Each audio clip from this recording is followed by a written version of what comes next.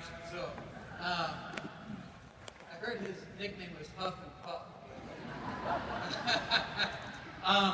It's true, my name is Reince Priebus. Now, you know, I tell people what happens when a Greek and a German get married, right? It's like a cultural disaster. But as Bruce said, my wife and I went the opposite direction because our kids are named Jack and Grace. So I tell people some family traditions are worth killing off, and Reince is one of them. So I'm about as normal as they get. You know what? We're in a battle for freedom in this country. It's the same battle that founded our party. It's the same battle that James Madison drew up in the Bill of Rights. It's the same battle that we find ourselves today. And we're in a battle for freedom. And that's what's at stake. People ask me backstage.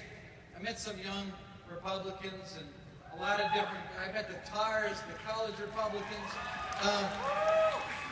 And someone had asked me, how did you become a Republican? And I think back to a story that I think a lot of us can relate to. When I was a little guy growing up, my grandfather was Greek. I know it's a cracking joke about my name, but it is actually what happens when a Greek and a German get married. And in Greek culture, grandfather is papu. Any Greeks here? I know there's a lot of Greeks in here. All right. And my papu was the person that I looked up to the most in my life. Everything he did, everywhere he went, I followed him everywhere. And I wanted to be just like him. And he lived in Greece, and he loved politics. And in Greece, there's three parties. There's the PASOK, which are the socialists, the KKE, the communists, and then there's the New Democracy, the good guys. My grandfather, my papu, was the New Democracy. And I remember going to visit my papu. I was real young, and going in downtown Athens, out on the balcony, there was a huge American flag, right downtown, on the balcony. And when my yaya and my papu came back to Kenosha, Wisconsin, where I grew up, not like American families, right? We go for a long week and a weekend. When yaya and papu come, grandma and grandfather, they're here for a couple months, right? So they're hanging around, and my grandfather used to sit around for whatever reason, and he would sit around all day and read the world books. Everyone remember the world books, right? And so he'd sit around and take the letter P off the shelf for presidents. And I would come up next to my papu, and he would tell me stories for hours. Now, he usually had a little Johnny Walker next to him when he was reading telling me these stories. But here's the point. The person that I looked up to and I wanted to be like the most in my life, he loved this country. And he wasn't from here, but he loved every little crumb about America. He wanted to be here. He wanted to be in America, but he wasn't from here. Bruce told you that my son's name is Jack. And, you know, just like all of you dads out there, I want to be a great dad. And it's hard when you're traveling a lot, so whenever I'm home, I want to do big things with the kids. So I'm home for 3 hours. Okay, guys, let's go over to the monument. Let's go over to there. Come with Dad to the RNC. We're gonna make a few calls. It'll be a lot of fun. But come with me. But one day, I took Jack to the World War II Memorial. Everyone been to the World War II Memorial?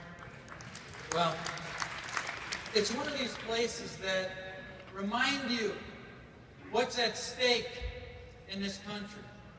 And I brought Jack down there, and he's a great little reader. And so we walked around, and it's one of these places that you get out of it what you're willing to put into it. And we walked around and read all those quotes from Nimitz and Eisenhower, and all of those heroes from that time.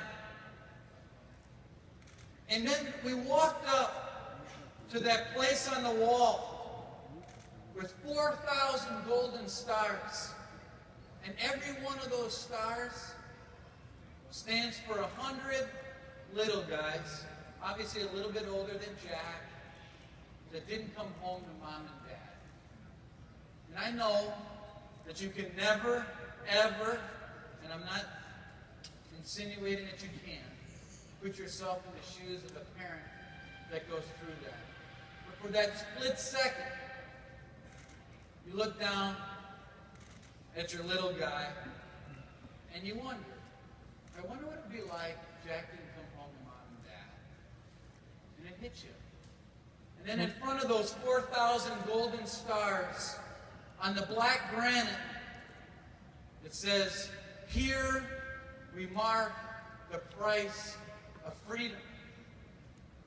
And that's why we're doing what we're doing here in this party.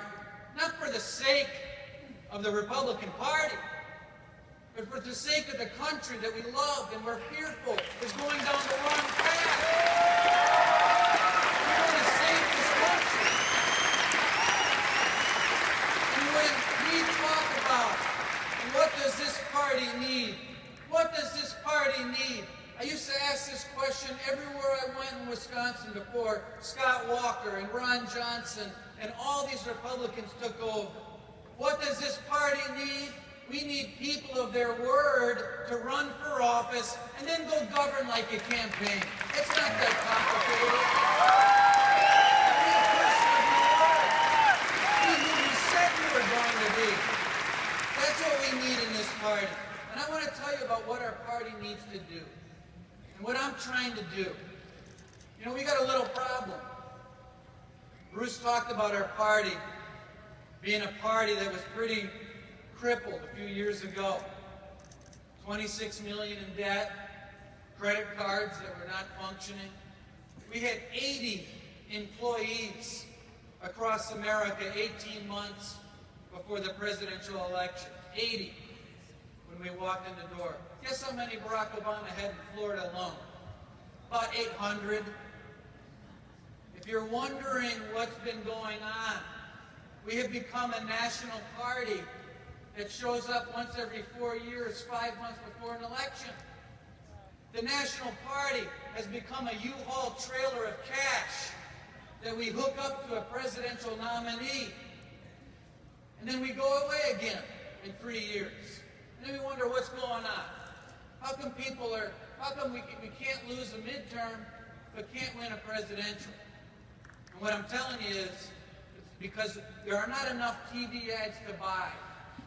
We have to get on the ground all the time, around the country. And every single state in America, red state, blue state, every state, the Republican Party needs to be there all the time. And so what are we doing? We're putting a field operation in every single battleground state across America for 4 years. Not 4 months, 4 years. You know what the Democrats do? They'll show up in Cleveland 3.5 years ago, in Cincinnati, in Columbus. And their volunteer, they'll hire 10 people every 10 blocks. And they'll give their volunteer a list of 800 people. And your job is you're going to get to know those 800 people. And you know what? Those people grew up in Cleveland too. They lived there. And what they're doing is they're getting to know the people across that community. And every 10 blocks is another 10, and another 10, and another 10. And then they're going to have an entire month to go bring in those 800 names that each of them have had because of early voting and absentee voting. And they're not sitting around talking about fracking and clean coal. They're doing pizza parties. They're having bands come in, bringing a few VIPs here and there. Yeah, they're covering the politics here and there. But they're hitting us with bazookas like this all over the country. That's what a national party is supposed to do. We are a party that has to get obsessed with mechanics. You know what the Democrats would do? Let's just say that we had a small group here. We'll say the media, you up front, and we're doing a fundraiser. What they would do is they say, here's what we're going to do, guys. We're going to identify and register 25,000 Democrats a month in Florida. Every month, $25,000. We're going to register. I'm going to hire these 50 people. It's going to cost me about $3 million. I need you to write me a check. Well, who's the candidate? I don't care. What's the message? It doesn't matter. Because if we register and identify 25,000 Democrats a month, every single month in Florida, we're going to have these guys by the throat. Now, I don't fully agree with that. I think message and candidates matter a whole lot. But what I'm telling you is that we have to have our national party be the party that's obsessed with the mechanics. And that's what we're doing at the Republican National Committee. We have to have a party. We have to have a party that understands that we've got about a $35 million digital and data upgrade that we have to fix. No one else can fix these problems. No candidate's got $25, $35 million extra to just spend. You might wonder, well, how did Barack Obama do it? They spent about $150 million while we were debating each other 23 times. That's how they did it. It's the obsession with the mechanics. And I know we love to debate, but we have to grow this party. Over 60 million people walked through Mitt Romney and the Republican Party's door in 2012. And my job and your job is to figure out how to grow that number through addition and multiplication without sacrificing the principles of this party. Because I don't think that's going to grow our party either.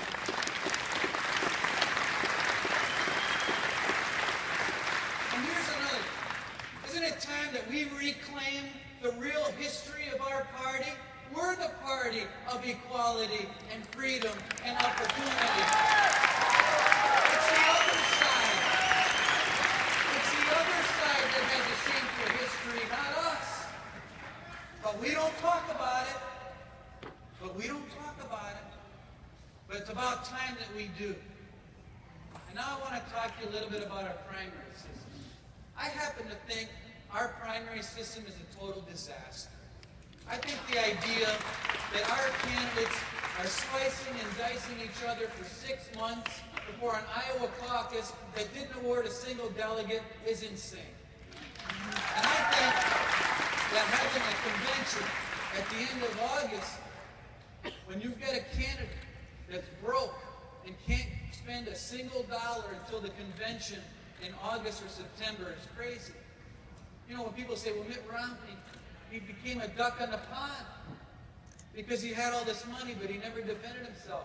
Well, did you know that as a matter of law, he couldn't spend the money that was in the bucket for him to spend until he was nominated in Tampa?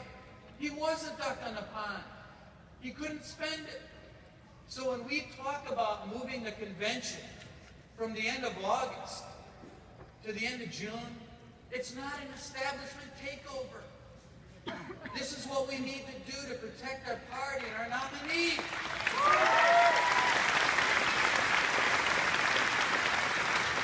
And let me ask you, who thinks having 23 debates in a traveling circus is a good idea? That's right, we're going to get to that in a second. 23 debates in front of George Stephanopoulos, Chris Matthews. So here's what we're going to do. We're going to have a reasonable amount of debates. We're going to have about 6, 8, 9 debates, and we're going to pick the moderators and debate partners.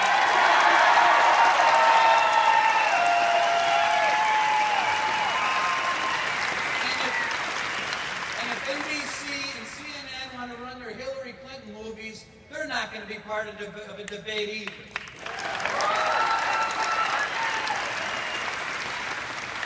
This is not an establishment takeover. This is what a party does. What I'm describing to you is 95% of my life. A massive ground game, a digital and data program that all of you can use and our candidates can be more competitive in using. A primary system that makes sense for our party. It takes a lot of work. Bruce mentioned I was a Packer fan, so let me just quote Vince Lombardi for a second. Vince Lombardi said, the only place where success comes before work is an addiction. And that's what this is all about. There's no glory here. I promise you that. There's no glory for Chairman Evans and all the state chairmen out there. It's a grind.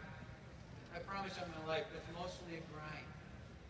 But it's the grind that all of you and me and the people that you hear from are willing to do, because God's all called us to take this opportunity and take this chance that we've been given and to do something with it. I don't believe that this is an accident that we're together tonight. I don't believe that me being chairman is an accident. And so what that means though, is that we take the opportunity that we have to make things right, in this country. You know, I promise you guys in my life, I want to make you proud of this party. And I want to honor you as chairman of this party every day that I can. I want to tell you one last story, and I'm going to be done. But it gives you an idea about kind of where my head and my heart's at. After the 2012 election, I went to go visit a person that was a very large donor to our party, but someone that's been very generous to so many people. He's an intimidating guy. He's the type of guy that you've all been through this in life or business or relationships, where you're walking into this meeting and you know it's not going to be easy. You're just waiting for him to snap your head off. I walked in, and I came in with my ideas as far as what I think we need to do different as a party. And I went into it about 5 minutes, and he said, "Stop, hang on, just stop, quit. Hang on a second, right? Here's the thing. You're young, you're smart." That's questionable, but he did say that. He said, "Listen, you're young, you're smart. If you want a job with me down the hallway, I promise you I'll hire you tomorrow. I'd love to have you. But if you're not going to be big, and you're not going to be bold, then don't waste my time. Don't waste your life. Don't waste your kids' time and your wife's time. If you're not going to be big, and you're not going to be bold, then just go home. Just think about what's at stake in this country, and what's at stake for our party. If we're not going to be big, and we're not going to be bold, then we shouldn't be here.